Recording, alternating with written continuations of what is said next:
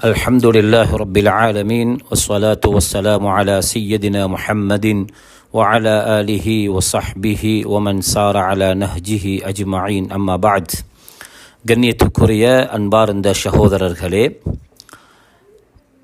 மார்க்கத்துடைய விடயங்களில் ஒவ்வொருவரும் மிக தெளிவான ஃபத்வாக்களை, தீர்ப்புகளை விளங்கிக் கொள்ள வேண்டும் என்ற அடிப்படையில் ஒரு ஜனாஸா அடக்கம் செய்யப்பட்டு அந்த ஜனாஸா அதனுடைய கபரின் மீது மரங்களை நடுவது அல்லது ரைஹான் பலகைகளை நட்டுவது, கற்களை வைப்பது, இது போன்ற விடயங்களில் எங்களுடைய முன்னோர்கள், ஸலஃபு ஸாலிஹீன்கள், இமாம்கள் என்ன தீர்ப்புகளை சொல்லியிருக்கிறார்கள் என்பதை நாம் ஒவ்வொருவரும் தெளிவாக விளங்க வேண்டிய கடமைப்பாட்டில் இருக்கிறோம்.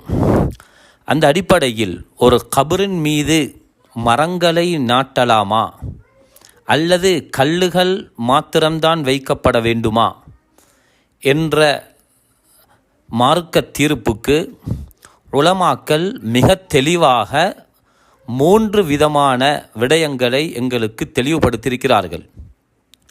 முதலாவது அல் ஹுக்முல் அவ்வல், முதலாவது சட்டம் வதுஉல் அஷ்ஜார்.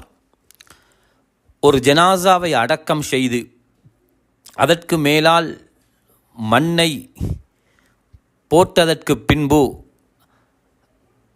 மரங்களை நட்டுவது சம்பந்தமாக மார்க்கத்துடைய தீர்ப்பின் அடிப்படையான ஹதீஸ் எது என்று பார்க்கும் பொழுது ஹதரத் இப்னு அப்பாஸ் ரலியல்லாஹு அன்ஹுமா அவர்களுடைய ஹதீஸ் புகாரி முஸ்லிம் ஷரீஃபில் இருக்கிறது. இதுதான் மிக பிரதானமான ஹதீஸாக இருக்கிறது. நபி ஸல்லல்லாஹு அலைஹி வஸல்லம் அவர்கள் மதீனாவுடைய அந்த ஹீத்தானிலிருந்து நடந்து சென்று கொண்டிருக்கிறார்கள். ஒரு மனிதனுடைய சத்தம், கபரிலே ஒரு மனிதனுடைய சத்தம் கேட்கிறது. அந்த 2 கபரிலையும் 2 மனிதர்கள் அதாபு செய்யப்பட்டு கொண்டிருக்கிறார்கள். ஸல்லல்லாஹு அலைஹி வஸல்லம் அவர்கள் அதற்கான காரணத்தை சொன்னார்கள். இந்த 2 கபரிலையும் இருக்கக்கூடியவர்கள் ஏன் அதாபு செய்யப்படுகிறார்கள் என்றால், 2 பேரும் பெரும் பாவங்களில் ஈடுபட்டிருக்கிறார்கள். ஒருவர் சிறுநீர் கழித்துவிட்டு அதனை சரியாக சுத்தம் செய்யவில்லை. மற்றவர் கோல் சொல்லி புறம் பேசி திரிந்த ஒருவர். ஸல்லல்லாஹு அலைஹி வஸல்லம் அவர்கள் இந்த விடயத்தை சொல்லிவிட்டு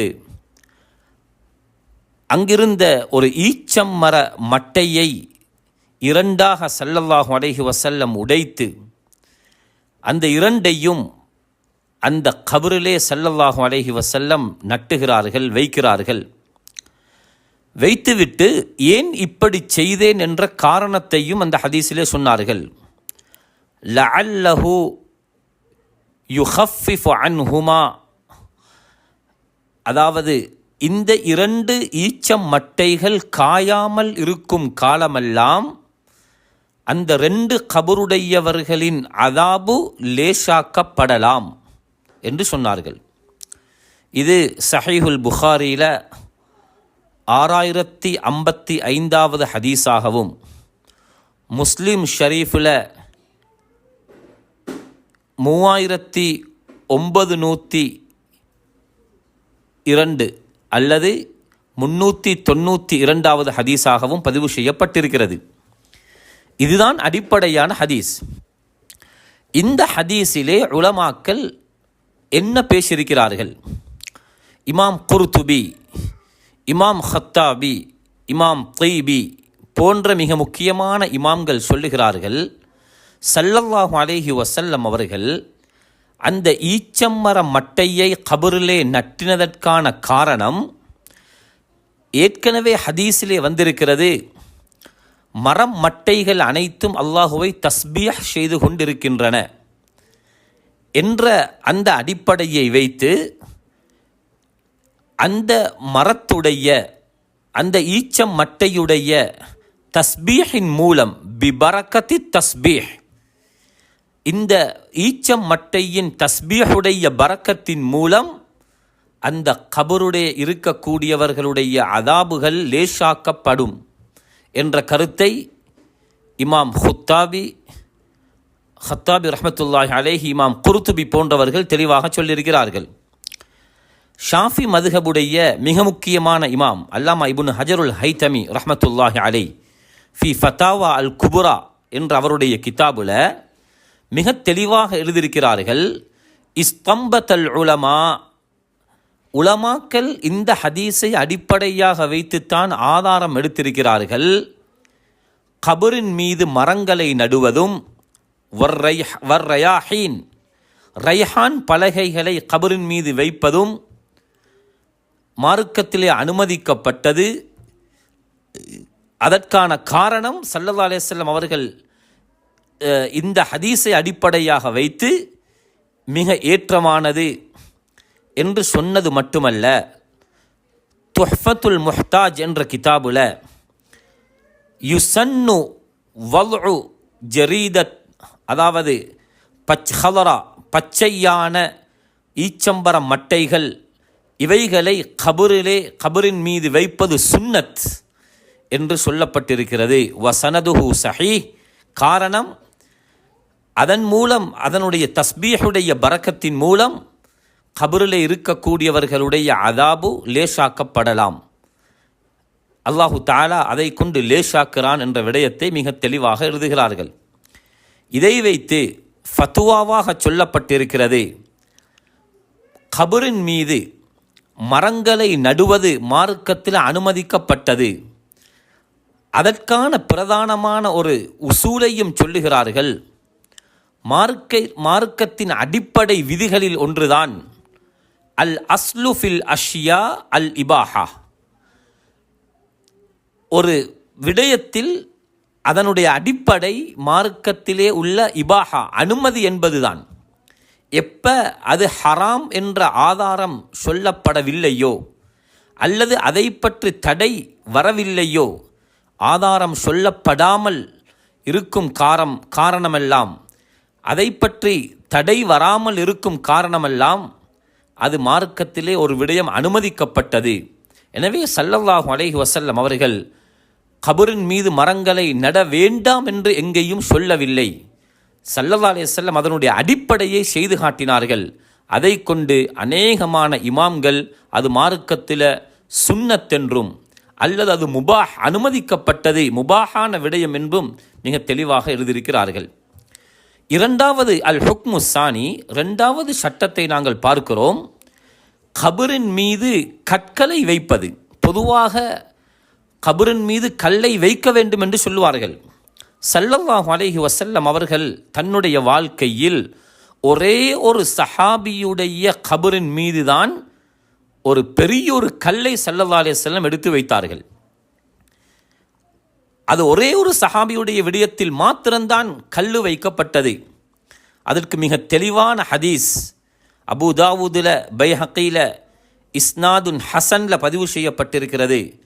உஸ்மான் இப்னு மல்ஊன் ரலியல்லாஹு அன்ஹு அவர்கள் மரணித்த நேரத்தில் ஸல்லல்லாஹு அலைஹி வஸல்லம் அவர்கள் அவர்களுடைய ஜனாஸாவை அடக்கம் செய்தார்கள். அங்கிருந்த ஒருவரை ஸல்லல்லாஹு அலைஹி வஸல்லம் அழைத்து அந்த ஜனாஸாவின் மீது ஒரு கல்லை வைக்கும்படி சொன்னார்கள். அது அவரால் தூக்க முடியாத அளவுக்கு ஒரு பெரிய கல்லாக இருந்தது. அந்த கல் உஸ்மான் இப்னு மல்ஊன் ரலியல்லாஹு அன்ஹு அவர்களுடைய ஜனாஸாவின் கபரின் மீது வைக்கப்பட்டது. ஸல்லல்லாஹு அலைஹி வஸல்லம் அந்த கல்லை கபருடைய, அந்த ஜனாஸாவுடைய தலை இருக்கக்கூடிய தலை மாட்டில் அதனை வைத்தார்கள். வைத்துவிட்டு என்ன சொன்னார்கள் என்றால், ஏன் இந்த ஜனாஸாவின் மீது இந்த கல் வைக்கப்பட்டது அல்லது நான் ஏன் வைத்தேன் என்று சொல்லும் பொழுது, என்னுடைய சகோதரனின் கபர் என்பதை நான் விளங்கிக் கொள்வதற்காக வேண்டி, அது மட்டுமல்ல என்னுடைய குடும்பத்திலே உள்ள ஒருவர் இந்த இடத்திலே அடக்கம் செய்யப்பட்டிருக்கிறார் என்பதை நான் விளங்கிக் கொள்வதற்காக வேண்டி இந்த கல்லை வைக்கிறேன் என்றார்கள். ஜனாஸா அடக்கம் செய்யப்பட்டு காலம் போனதற்கு பின்னால் அந்த கபரு அடையாளம் தெரியாமல் அது மறந்துவிடும் என்பதற்காக அந்த கல் உஸ்மான் இப்னு மத்ஊனுடைய கபறுதான் என்று அடையாளம் காணுவதற்காக வேண்டித்தான் ஸல்லல்லாஹு அலைஹி வஸல்லம் அந்த ஜனாசாவின் மீது கல் வைத்தார்கள். வேற எந்த ஒரு சஹாபியுடைய கபரின் மீதும் கல் வைத்ததாக எந்த ஹதீஸ்லையும் இடம்பெறவில்லை. எனவே ஒரே ஒரு ஜனாசாவுக்கு மாத்திரம்தான் கல் வைக்கப்பட்டிருக்கிறது. அதுவும் ஏன் வைத்தார்கள் என்றால், ஸல்லல்லாஹு அலைஹி வஸல்லம் கபர அஹி, என்னுடைய சகோதரனின் கபர் என்பதை நான் விளங்கிக் கொள்வதற்காக வேண்டி ஒரு அடையாளத்திற்காக கல்லை வைத்தார்கள். இது அபூதாவுதில் 3206வது ஹதீஸாகவும், பைஹக்கியில் 6991 ஒரு ஹதீஸாகவும் இடம்பெற்றிருக்கிறது. ஷேக் அல்பானியும் இந்த ஹதீஸை ஸஹீஹ் என்கிறார். இந்த ஹதீஸை அல்லாமா இப்னு ஹஜர் ரஹ்மத்துல்லாஹி அலைஹி அவர்கள் அல் தல்ஹீஸுல் ஹபீரில் மிக தெளிவாக சொல்லுகிறார்கள், இது ஹசனான ஹதீஸ். எனவே இப்னு குதாமா போன்ற மிகப்பெரிய அறிஞர்கள் என்ன சொல்கிறார்கள் என்றால், வலா பஅஸ பிதஅலீமில் கபரி பிஹஜரின் அவு ஹஷ்பத்தின், ஏதாவது ஒரு கல்லோ ஒரு பலகையை கொண்டோ கபரின் அடையாளத்திற்காக இப்படி ஜனாசாவின் மீது கபரின் மீது கல்லோ வேற ஒன்றோ வைப்பது இது எந்த பிரச்சனையும் இல்லை. ஸல்லல்லாஹு அலைஹி வஸல்லம் உஸ்மான் இப்னு மத்ஊனுடைய கபரை அடையாளம் காணுவதற்காக வேண்டி இப்படி செய்தார்கள் என்று அவர்களுடைய முகுனியில 2ஆம் பாகம் 191வது பக்கத்திலே மிக தெளிவாக சொல்லியிருக்கிறார்கள். எனவே இந்த விடயத்தில் ஃபத்வா என்ன சொல்லுது என்றால், ஷேக் இப்னு பாஸ் ரஹ்மத்துல்லாஹி அலைஹி உண்மையிலே மதுஹபுக்கு வெளியுள்ள ஒரு முக்கியமான இமாம், அவர்கள் கூட அன்னஹு லா பஅஸ பில் அலாமா, ஏதாவது ஒரு அடையாளத்திற்காக அடையாளத்தை கொண்டு கபரை அறிந்து கொள்வதற்காக இம்மா ஹஜரன் ஹாசன் அவு லபினத்தன் ஹாஸா, ஒரு சின்ன கல்லோ அல்லது ஒரு பெரியொரு கல்லண்டோ அல்லது வேறொரு இரும்புல உள்ள ஒரு ஏதாவது ஒரு பொருளோ ஒரு கபரை அடையாளப்படுத்துவதற்காக வேண்டி வைப்பது இது எந்த பிரச்சனையும் இல்லை என்பதை ஷேக் இப்னு பாஸ் ரஹ்மத்துல்லாஹி அலைஹி அவர்கள் கூட அவர்களுடைய ஃபதாவா அல் ஜாமிஅ அல் கபீரிலே மிக தெளிவாக சொல்லியிருக்கிறார்கள்.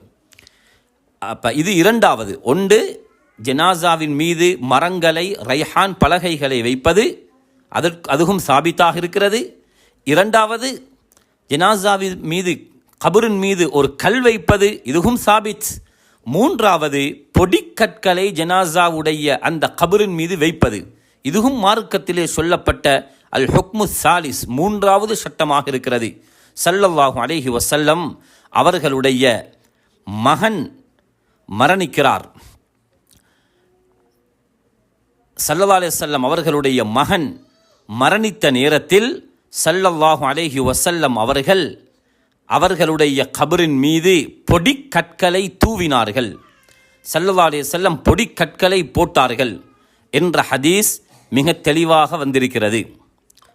எனவே இமாம் ஷாஃபிஈ ரஹ்மத்துல்லாஹி அலைஹ், இமாம் அபூ ஹனீஃபா ரஹ்மத்துல்லாஹி அலைஹ், இமாம் அஹ்மத் இப்னு ஹம்பல் ரஹ்மத்துல்லாஹி அலைஹ் போன்ற எல்லோருடைய கருத்தும் ஸல்லல்லாஹு அலைஹி வஸல்லம் அவர்கள் இதனை செய்தது ஹதரத் ரசூலுல்லாஹி ஸல்லல்லாஹு அலைஹி வஸல்லம் அவர்களுடைய மகன் மரணித்த நேரத்தில் அந்த கபரின் மீது பொடிக்கற்களை தூவினார்கள், போட்டார்கள். சில்சிலத்து ஸஹீஹாவுல ஷேக் அல்பானியும் இந்த விடயத்தை மிக தெளிவாக சொல்லியிருக்கிறார். இமாம் ஷாஃபிஈ ரஹ்மத்துல்லாஹி அலைஹி கிதாபுல் உம்மிலேயும் இமாம் பைஹக்கி ரஹ்மத்துல்லாஹி அலைஹி அவர்களும் மிக தெளிவாக சொல்லியிருக்கிறார்கள். ஸல்லல்லாஹு அலைஹி வஸல்லம் அவர்கள் தன்னுடைய மகன் இப்ராஹீம் மரணித்த நேரத்தில் அவர்களுடைய கபரின் மீது பொடிக்கற்களை போட்டார்கள். எனவே இந்த 3 விடயங்களும் மார்க்கத்திலே சாபித்தானது, உறுதியாக சொல்லப்பட்டது.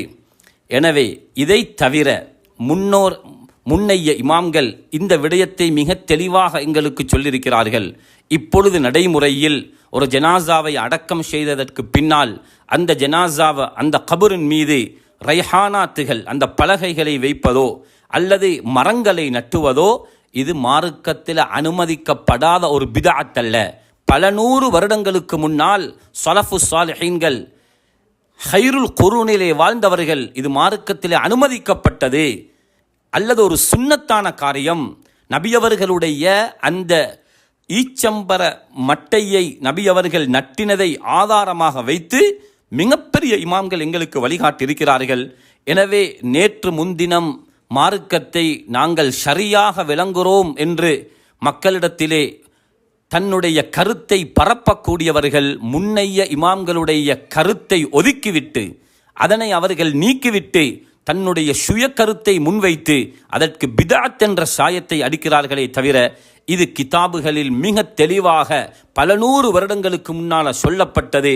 எனவே அதனுடைய பரக்கத்தின் மூலம் அந்த பச்சை மரங்கள் அது காயாமல் இருக்கும் காலமெல்லாம், அது பச்சையாக இருக்கும் காலமெல்லாம் ஜனாசாவுக்கு அதன் மூலம் ஷரப்பும் மன்னிப்பும் இருக்கிறது என்ற கருத்தை தான் எங்களுக்கு முன்னைய வாழ்ந்த இமாம்கள் தன்னுடைய கிதாபுகளிலே மிக தெளிவாக அந்த ஹதீஸை அடிப்படையாக வைத்து சொல்லியிருக்கிறார்கள். எனவே மார்க்கத்தை ஸலஃபு ஸாலிஹீன்கள் ഖൈറുல் குரூனிலே வாழ்ந்தவர்கள் எப்படி விளங்கினார்களோ, அதனை எங்களுக்கு அவர்கள் எப்படி விளங்கப்படுத்தினார்களோ, அந்த அடிப்படையிலே நாங்கள் விளங்கி எங்களுடைய ஈமானையும் எங்களுடைய அந்த வழிமுறைகளையும் நாங்கள் பாதுகாத்துக் கொள்வோம். எனவே இந்த விடயத்தில் அனைவர்களும் தெளிவு பெறுமாறு மிக அன்பாக வேண்டி என்னுடைய இந்த உரையை முடிக்கிறேன். ஜஸாக்குமுல்லாஹு ஹைரா வ ஆஹிர் தஅவானா அல்ஹம்துலில்லாஹி ரப்பில் ஆலமீன். வஸ்ஸலாமு அலைக்கும் வரஹ்மத்துல்லாஹி வபரகாத்துஹு.